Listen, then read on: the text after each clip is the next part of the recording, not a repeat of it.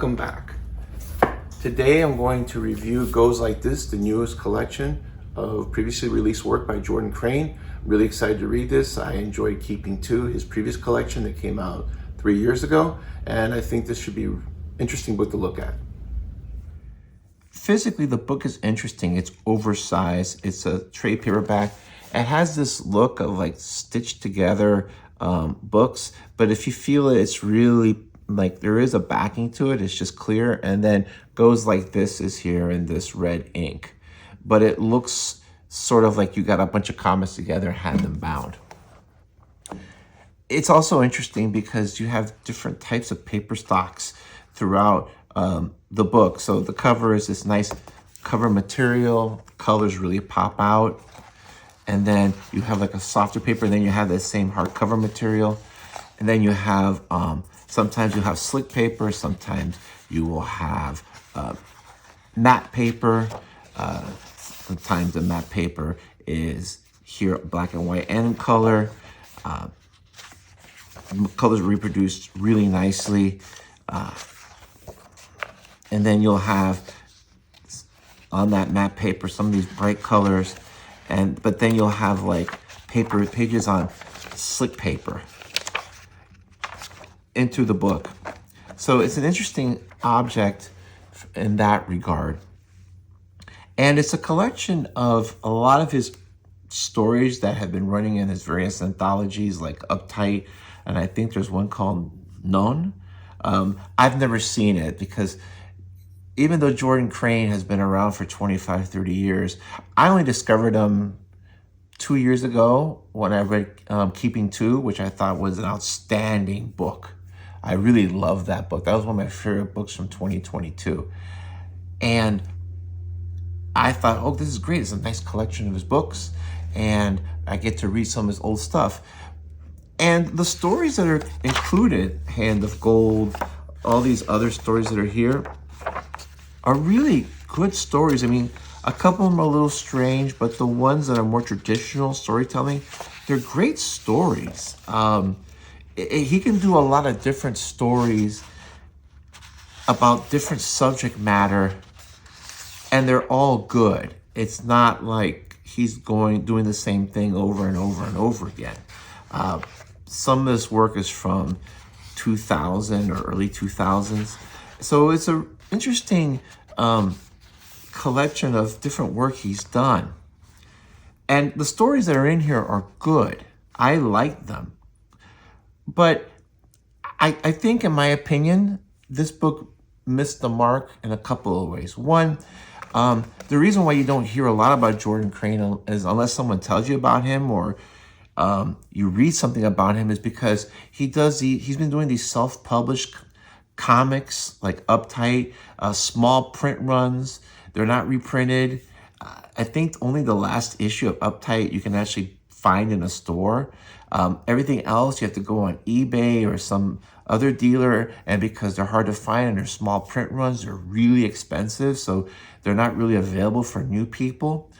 And I thought, okay, to me, this book seems like incomplete in that there's some old stories and then there's some one-page spreads, and I don't know if these are covers to Uptight or if they relate or something, but you have these stories and I don't know what this relates to. And then sometimes you'll read a story and then you'll see a picture like this and you're like, oh, I think that's the character from the story I just read.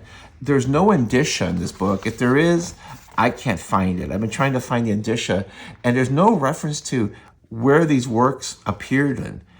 It's sort of, to me, is sort of like he made this book for the hardcore fans and have been following him for 20, 25 years and are glad to see some of these stories reprinted in this nice, large format.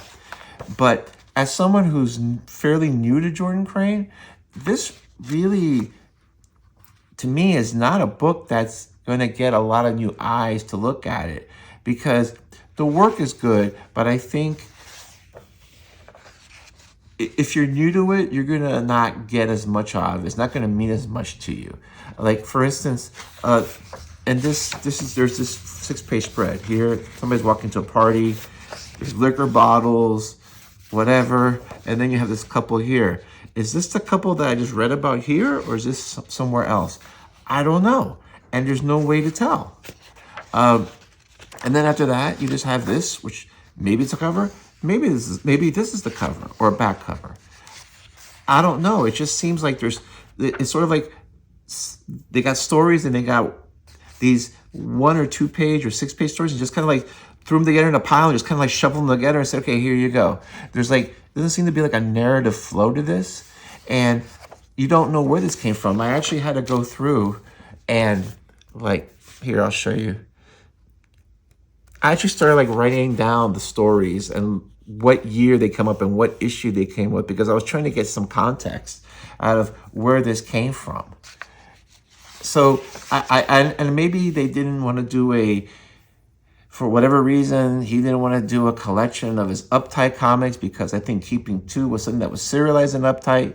So if it was, then you're basically reprinting a book that you just printed as a graphic novel 3 years ago. I get that, but I think that this would have been better served for the older readers and new readers if this would have been a little bit more of a traditional anthology format, where you would actually see issues, you know, from wishes 1, 2, 3, 4, 5, and get those stories, and then maybe some of this material. If it's not a cover, if it's not a back cover, if it's just something different, which you don't know,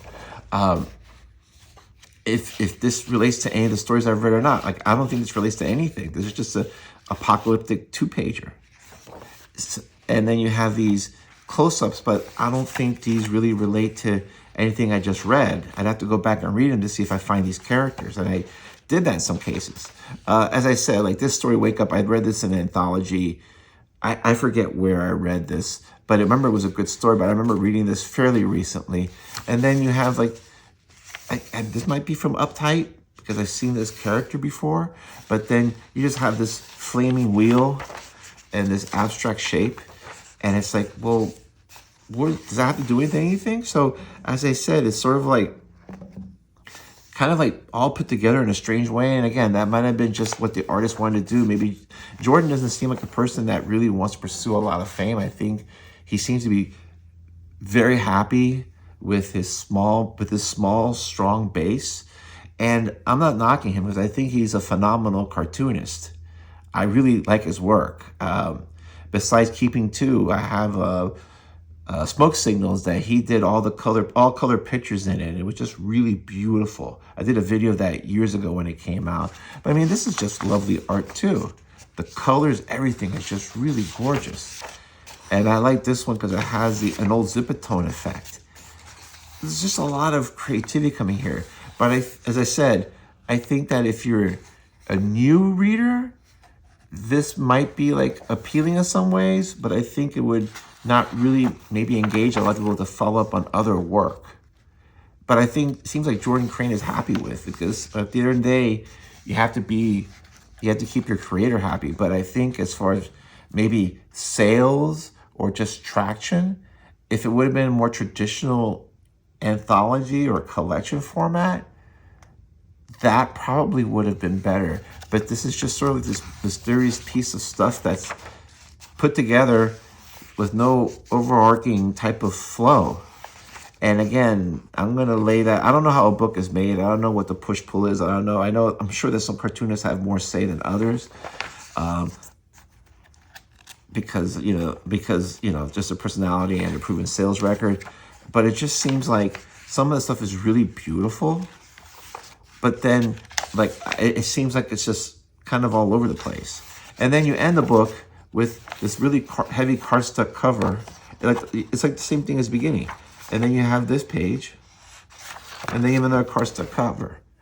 So, in a way, I'm just being honest with you, I'm glad I checked this out at the library, because this is a book that I was going to buy on the Fantabucks sale, but my Fantabucks plans that I mentioned in their video got scuttled because War on Gaza and Beat It Rufus was sold out. But this is going to be on my list, but then I decided not to buy anything from Fantabucks. But this is a $40 book. I'm not saying it's not lovely, but for $40, to me, to me, like, I guess it's all subjective, but the best test is if you buy a comic And after you've read that comic, if you can ask yourself, hey, do you regret buying it? If you say, no, I don't regret buying it, then it means it was a successful purchase. But I'm glad I checked this out, because honestly, if I would have paid $40 for this and got this, I would be thinking about a lot of other books that I could have bought for $40 that I think would have been more substantial. Again, it's not that the work isn't good. It isn't that I don't like Jordan Crane. I think he's incredibly talented, but I just think that he made a book for the super fans, which is great because there are super fans. But I would have appreciated it as someone who's really interested but newer. I'm thinking, well, why didn't you try to incorporate newer readers or new readers into this? I was watching videos, and I saw one video where somebody said, oh, I read this and I became a fan. And I'm thinking, really? Okay. If you really want to read something from Jordan Crane that came out, collected recently, it's really amazing. Get Keeping 2. That will show you like just how good he is as a storyteller and a writer. Don't read the Comics Journal review of that, because that thing was a hit piece, and he tried to like Me Too Jordan, and I don't know why. It was really ridiculous. So when you're scrolling about it, you see that, just ignore that, because for whatever reason, that reviewer had an agenda. It's one of the best graphic novels I've read in the last several years. Again, the content, the stories are good. It's interesting, but if you're a newer fan, you may not, like I said, you may not get as much out of it. If you're an older fan, I can see where you would get more out of it. And that's it. I don't feel good being negative about any book. It's not bad, but for me personally, it wasn't great. And I don't know if it really justifies the $40 price tag, which I know things are more expensive, but it's still a lot of money for a trade, especially since it's not really even new work. It's just reprints of existing work. But that's just my opinion. So if you're, to each his own, check it out. But as I said, I'm glad I checked this out from the library. Thanks.